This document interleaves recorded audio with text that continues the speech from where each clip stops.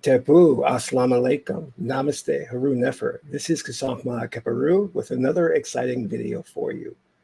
And in this video, we're going to talk about the black man that created the airplane before the Wright brothers. But before I do that, I want you to hit the like button on this video. If this is your first time to my channel, hit the subscribe bell to get notifications on when I go live and when I upload recorded videos. If you want to know more about our spiritual teachings, you can become a Patreon supporter for as little as $1, $5, or $20 per month. It's up to you, and there's no obligation. You can cancel at any time. You will get exclusive access to instructional videos on the esoteric, videos that will teach you how to meditate, proper breathing exercises, how to contact the ancestors, how to invoke spirits. And also, we do have documents up on that Patreon. You can get my ebooks for free. You can just go there and become a Patreon supporter and download those ebooks and start reading. And we have some special things. One is something called Happy Pocket Full of Money, which is a great 7-hour ebook that goes into the metaphysical principles of attracting money. The other thing is we have the 72 sacred words of power or mantras that you can access, and these words of power will help you to attract money, love, what have you. So become a Patreon supporter today. Last but not least, share this video with family and friends so we can get the revolution started.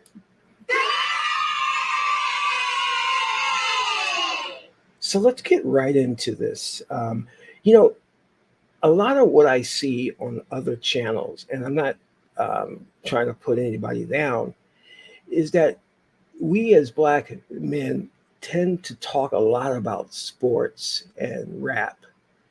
And I don't see enough conversation centered around anything regarding technology or invention. That's really put on the peripheral. And it's really sad. And I'm not a sports guy at all. I do follow a little of mixed martial arts. But as far as sports is concerned, it's a dead subject to me. I'm not into that. But when we start talking about Elon Musk or great inventors or black inventors, I'm all ears.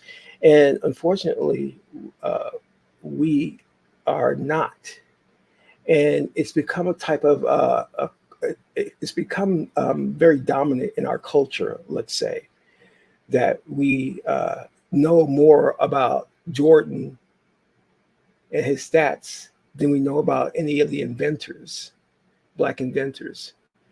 We know more about Tupac or Biggie than we know about any of the famous inventors of yesteryear, including going all the way back to Kemet. Not many people know about Imhotep. He was a multi-genius. He was an inventor.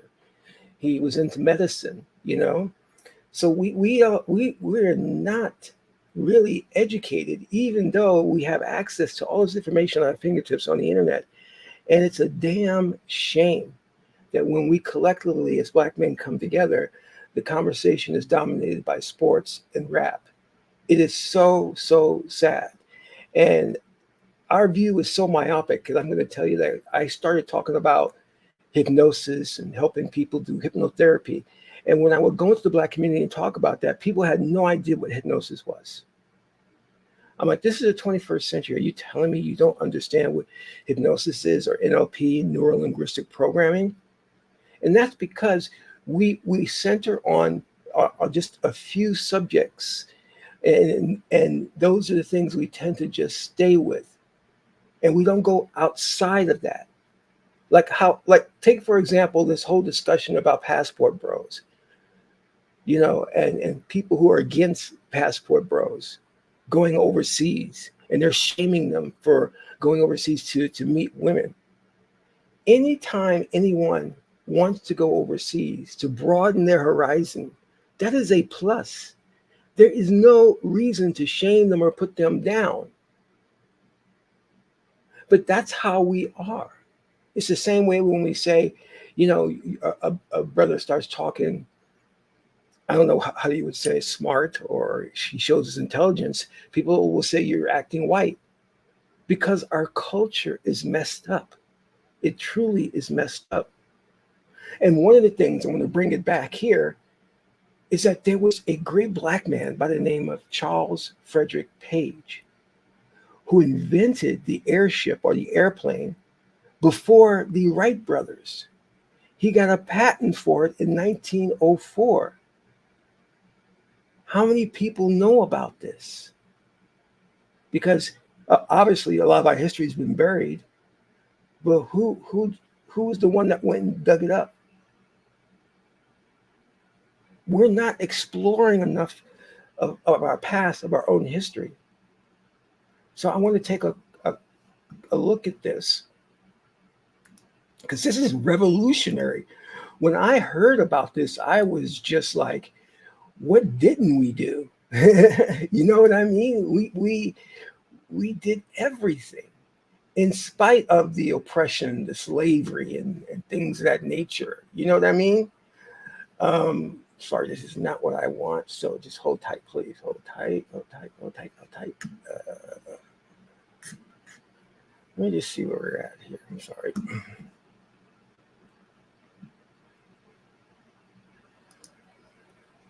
We have just got to learn to expand our horizons, you know? All right. So let me just hold on 1 second. I'm going to change that because that's not what I want.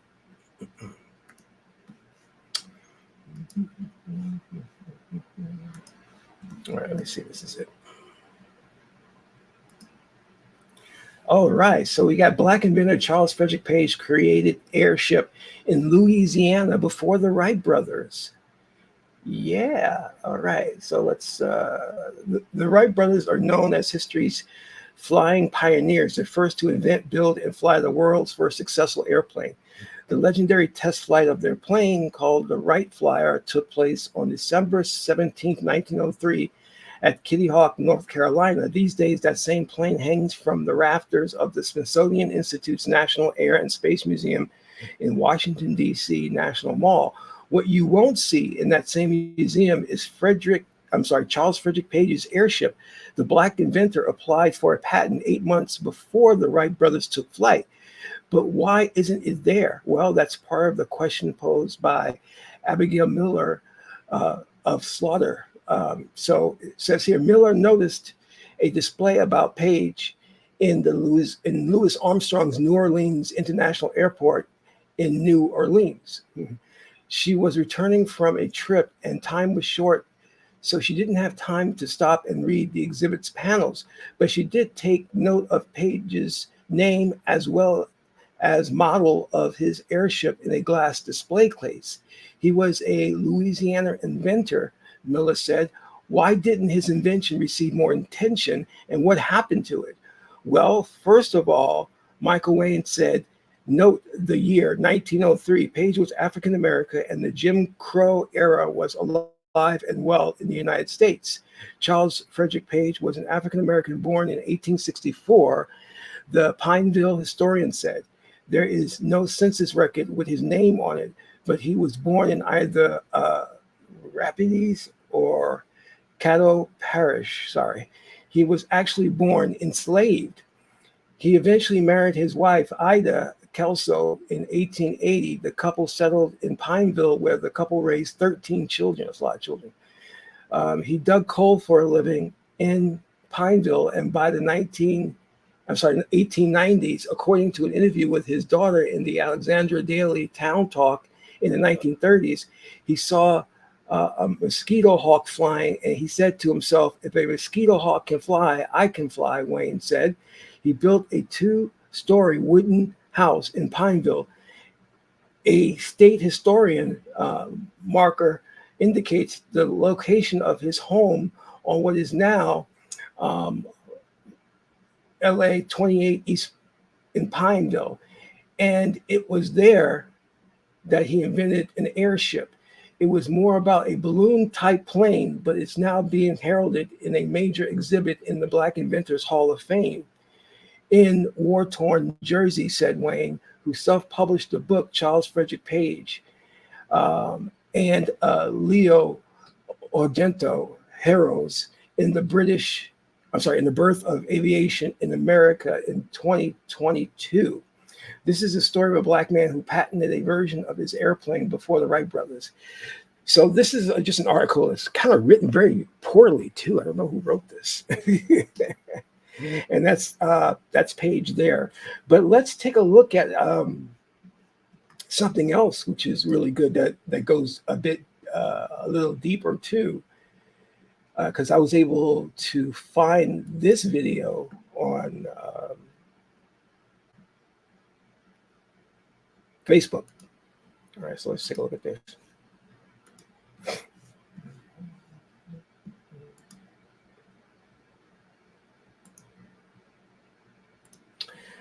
Let's see if this is the right one. Share. And let me see. Let me play this video right now. Turn on the sound and play.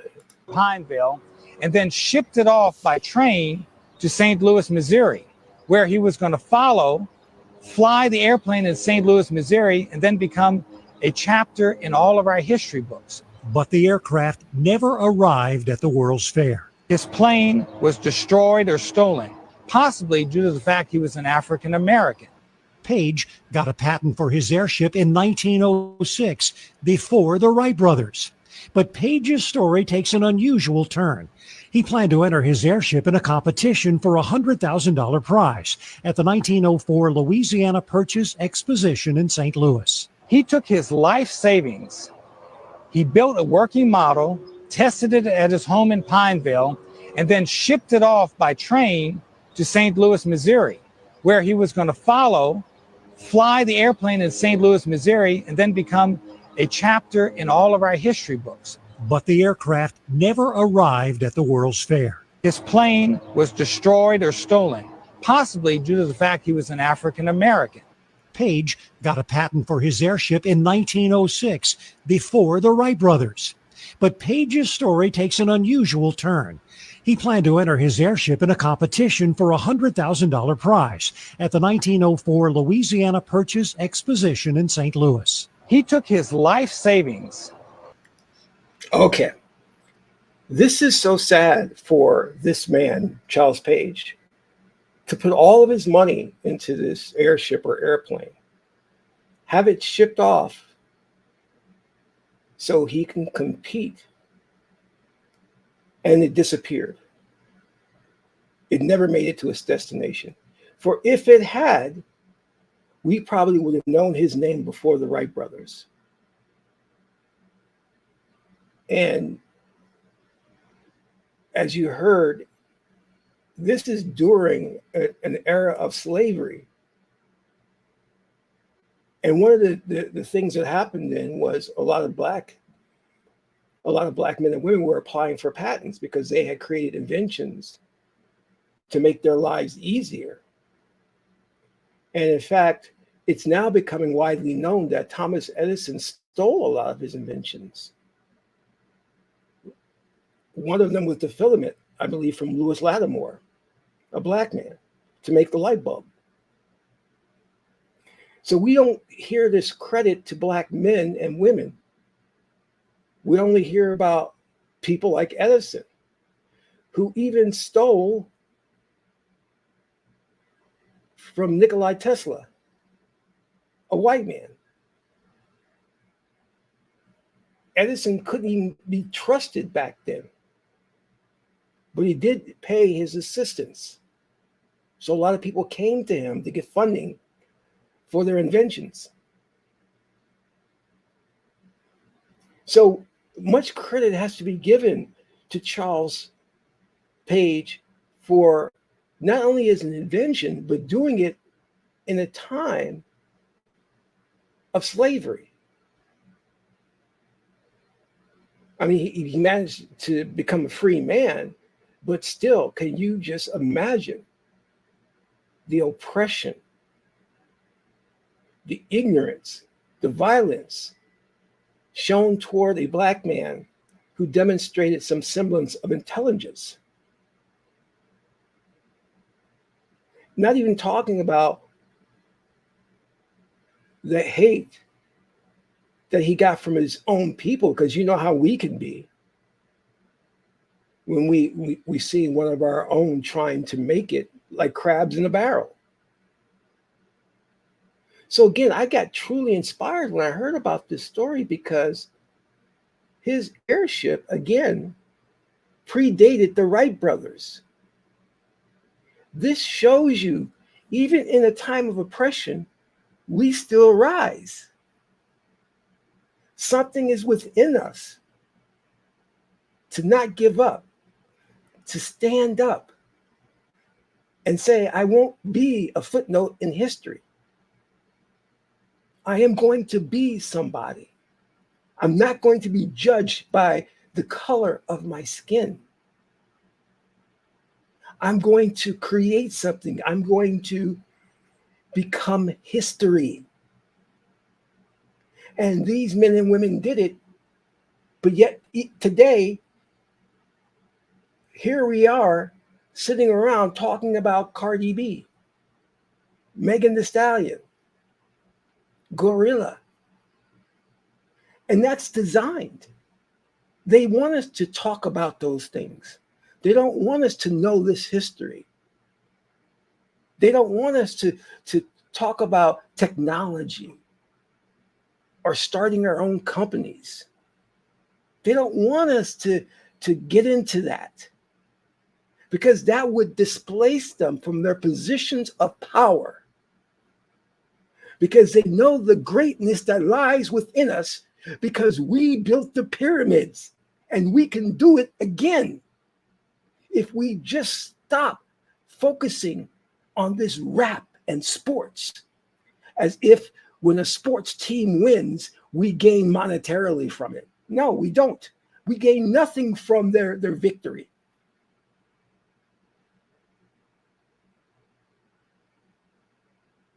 How many other Charles Pages are there out there that we don't know about? We already know that a black man, Benjamin Banneker, was a great astronomer and helped in plotting out the Washington Monument. Who else is out there? I'm so sick of every time they make a slave movie, we clap and we're like, oh, I'm so glad they're showing our history. That is not our history. When they came out with that movie, The Woman King, I tried to explain to people that we have to be stopped. Our depictions have to stop being shown in light of people in the jungle, native tribes people. That's not who we are and who we were. But we're so satisfied with those little breadcrumbs. I said, why are they showing the Woman King when they could show the great African Kemetic queen Hatshepsut, who ruled alone, who took part in the battles, who created her own makeup line?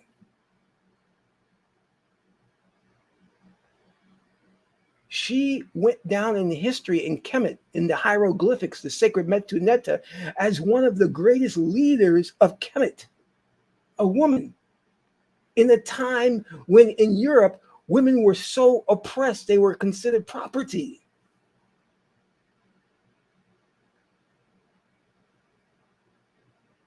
White women were considered property, couldn't speak up, had to know their place. Meanwhile, in ancient Kemet, land of the black people, black women were ruling. But yet we're so happy with these little minor depictions of tribes people, because Hollywood doesn't want you to really know your history. And you don't want to know it either, because you're so caught up in Tupac, as if he was some great leader or great man. He wasn't. I'm sorry. Yes, maybe he had some good lyrics.